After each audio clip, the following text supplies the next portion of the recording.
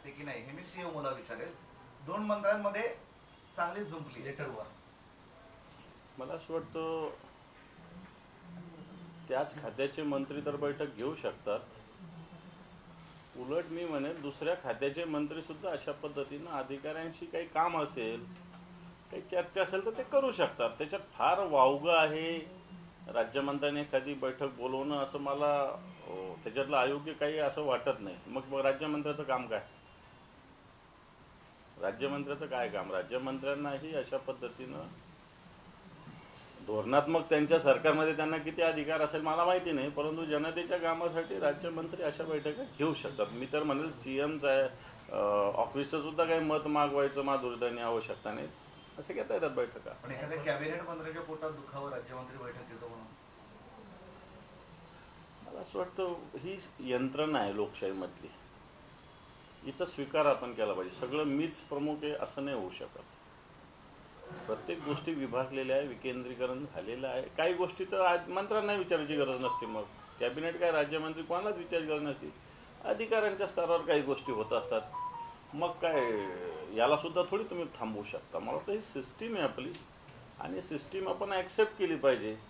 आणि याच्यातलं दोघांनी पण पत्र लिहिणं याच्यातलं महत्त्वाची चूक आहे मी म्हणेल. पण खरं तर दोघांनी एकमेकांना पत्र लिहिणं, तुम्ही एकमेकांना फोन करू शकता, एकमेकांना भेटू शकता किंवा कॅबिनेटमध्ये राज्यमंत्र्यांना आपल्याकडे बोलवू शकतो, चर्चा करू शकतो, गप्पा मारू शकतो, चहा पाजू शकतो आणि नंतर सांगूसुद्धा शकतो. पण अशा पद्धतीनं पत्र लिहिणं रेकॉर्डवर मला असं वाटतं हे योग्य दोघांचं पण नाही.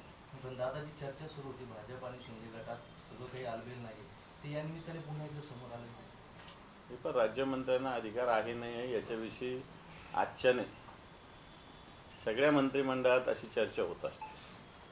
सगळ्या मंत्र्यांना, कोणत्याही कॅबिनेट मंत्र्याला आपले अधिकार काही राज्यमंत्र्याकडे असावेत असं कधीच वाटत नसतं. मला वाटतं एका पक्षाचं ज्यावेळेस सरकार येतं त्यावेळेसच हा अशा पद्धतीनं होऊ शकतं. ज्यावेळेस 2-2, 3-3 पक्षाचे सरकार आल्यानंतर प्रत्येक खात्यामध्ये प्रत्येक पक्षाचा से असावा.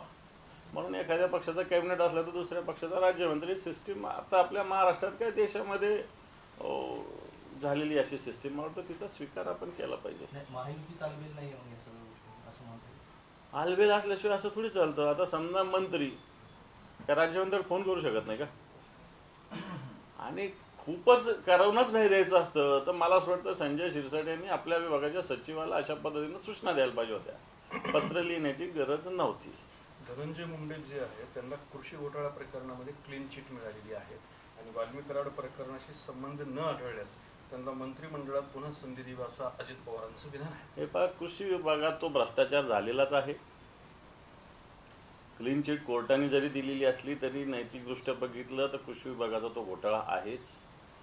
आणि वाल्मिक कराड कोणाचा पाठीराखा आहे सगळ्या महाराष्ट्राला माहिती आहे, फक्त परळीला किंवा बीडला नाही.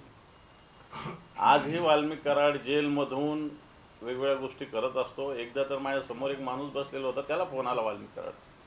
मला आश्चर्य वाटलं. जेलमधून आता मी नाव नाही सांगू शकत त्या व्यक्तीचं, पण तो त्याच्या माझ्यासमोर फोन आलेला मी पाहिलेला आहे. कोणाला कसं सांगू. आणि सांगण्याचा मुद्दा हा की अशा व्यक्ती ज्यावेळेस असे गुन्हे करतं त्यावेळेस मोठा सपोर्ट असतो आणि हा धनंजय मुंडेंचा आहे, काही लपून राहिलेलं नाही. त्यामुळे मला असं कदापि वाटत नाही की अजितदादा जरी बोलले असतील तरी अशा पद्धतीने धनंजय मुंडेंना मंत्रिमंडळात घेतलं जातं. म्हणजे वाल्मिक कराडांचा जेलमधून फोन आला होता तुमच्या समोर बसलेले? हो, आला होता. हा गंभीर प्रकार, याच्यात काही तक्रार चालूच आहे. हे चालतंच आहे, हे चालतंच आहे. हो, बिलकुल करतो, बिलकुल करतो. तुम्ही या बाबतीत चौकशी व्हायला पाहिजे ना.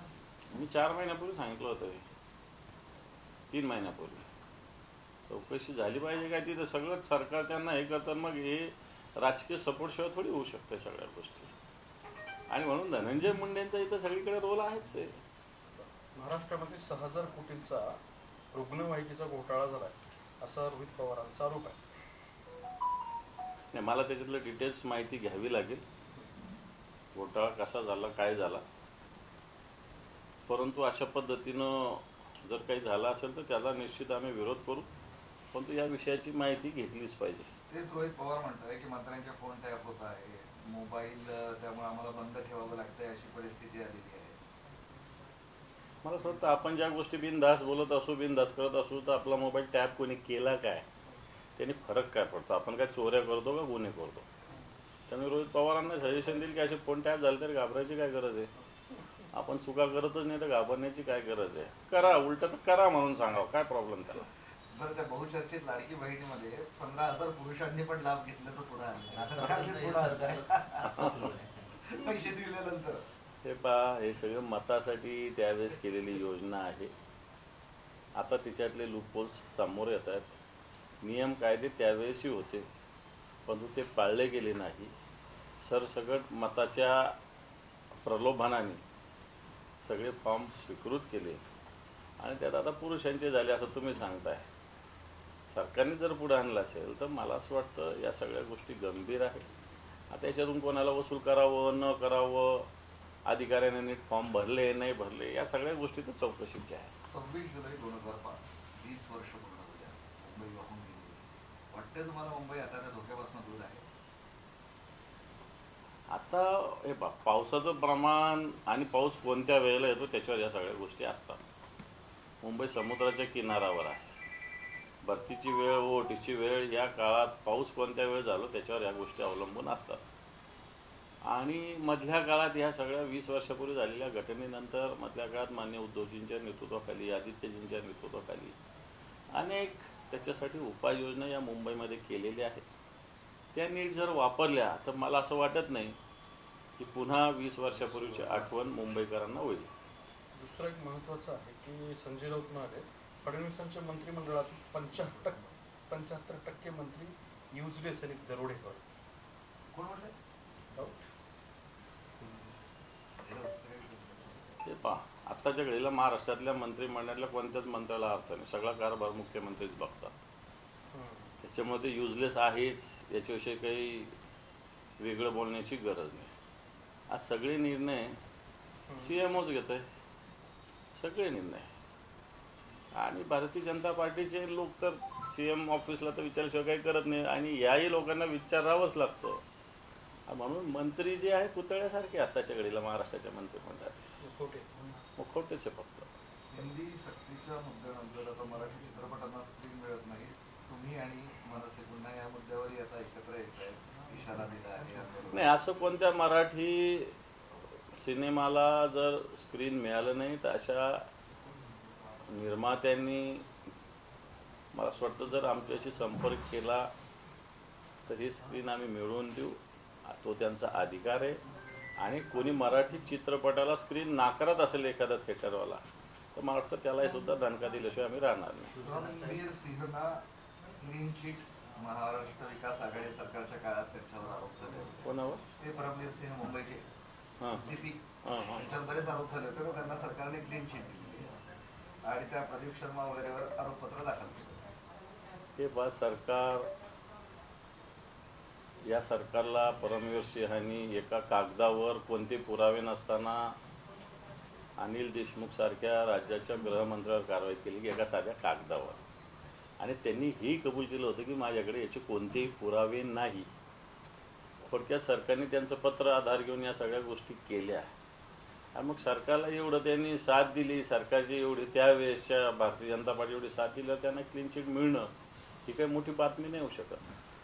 बरं, माणिकराव कोकाटेंची गच्छंती, त्याच्यानंतर बऱ्याच मंत्र्यांचा नंबर लागणार, फेरबदल होणार, असं सगळं सुरू आहे. कसं बघताय तुम्ही विरोधी पक्षनेता? नाही, खरं तर अशा जे मंत्री आहे राज्याच्या मंत्रिमंडळातले, आता माणिकराव कोकाटे विधिमंडळात रमी खेळतात, चूक आहे. संजय शिरसाट बॅगांची सुटकेस पडलेली आहे, घरामध्ये कशा पद्धतीत बसलेली, कशी सिगरेट ओढते, काय आदर्श घेणार लोक? आदर्श काय घेणार अशा लोकांचे? एक गृहराज्यमंत्री आईच्या नावाच्या बारवर धाड पडते, भले तुम्ही चालवायला दिला असेल पण शेवटी नैतिक जबाबदारी आपलीच आहे ना. आपण असे लोक मंत्रिमंडळात जर असल्यावर ते मंत्रिमंडळ मला वाटतं तसंच आहे. दादा, काही फोटोग्राफ्स तुम्ही बघितले, संभाजीनगरच्या महिलेला प्रचंड मारहाण झाली आहे. नाही, मी जे बघितलं, एक महिला सातारा परिसरातली शिंदे नामक शिक्षिका आहे माझ्या माहितीप्रमाणे, यांची मुलगी आणि दुसऱ्या एका पालकाची मुलगी यांचे काही शाळेत वादविवाद झाले. शाळेतल्या शिक्षकांनी ते सोडवले सुद्धा माझ्या माहितीप्रमाणे. प्रश्नही मिटला, परंतु एका मुलीच्या पालकांनी एका मुलीच्या पालकांच्या घरी जाऊन ज्या पद्धतीनं मारहाण केली, पोलिसांनी अजूनही त्याची दखल पाहिजे तशी घेतली नाही. मी या मारहाणीचे फोटो व्हिडिओज बघितले, अतिशय वेदनादायी फोटो आहे ते. एका महिलेचे अशा पद्धतीनं मारहाण करणे चुकीचं आहे. पोलिसांनी कारवाई करण्याची आवश्यकता आहे. जर अशाच पद्धतीनं गुंडागर्दी समाजात चालली राहिली, लोक कोणी कोणाच्या घरात जाऊन घुसून मारहाण करत राहील, तर कायद्याचं राज्य आहे का? आणि म्हणून मी पोलिसांशी संपर्क साधलेला आहे. पोलिसांनी कारवाई करावी. नाही केल्यास मला असं वाटतं या पोलिसांच्याच विरुद्ध तक्रार करायला आम्हीच पुढे येऊ. राहुल गांधी म्हणजे की मी मोदींना भेटलोय, नुसती शोबाजी आहे. बरोबर बोलले. काय बोलले ते? शोबाजीशिवाय या देशामध्ये 11 वर्षांनी काय चालू आहे? या देशात 11 वर्षांनी काय चालू आहे? शोबाजीशिवाय. अच्छे दिन आएंगे, महंगाई बहुत हो गई, देशाचा GDP, देशाचं चलनाचा आताचा दर, बाकीच्या आंतरराष्ट्रीय स्तरावर सगळं बघितलं तर नुसतं फुगाच येतो. काय सत्य बोलले राहुल गांधी? काय असत्य बोलले? काय झालं 11 वर्षात या देशात?